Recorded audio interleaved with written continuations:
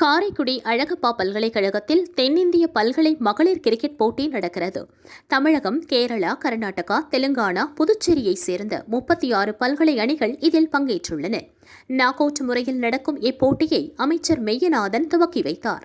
அப்போது வீராங்கனை வீசிய பந்தை பேட்டால் அடித்து மகிழ்ந்தார். விளையாட்டில் ஆர்வம் இருந்தால் ஆயுள் அதிகமாகும் என்றார்.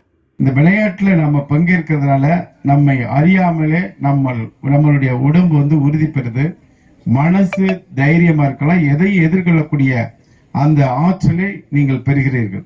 அது மட்டுமல்ல, யாரெல்லாம் விளையாட்டுல ஸ்போர்ட்ஸ்ல ஆர்வமா இருக்கீங்களோ அவங்களுக்கு ஆயுள் காலம் அதிகம் என்பதையும் நான் தெரிவிச்சுக்கிறேன்.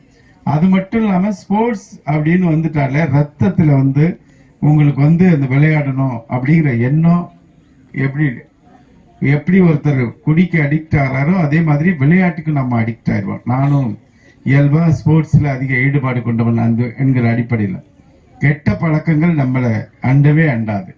அப்படி நீங்க உருவானதுனாலதான் மற்றவர்கள்லாம் பார்க்கறப்ப பேர் சொல்லி கூப்பிடுறோம், எல்லாரையும் கூப்பிடுறோம்.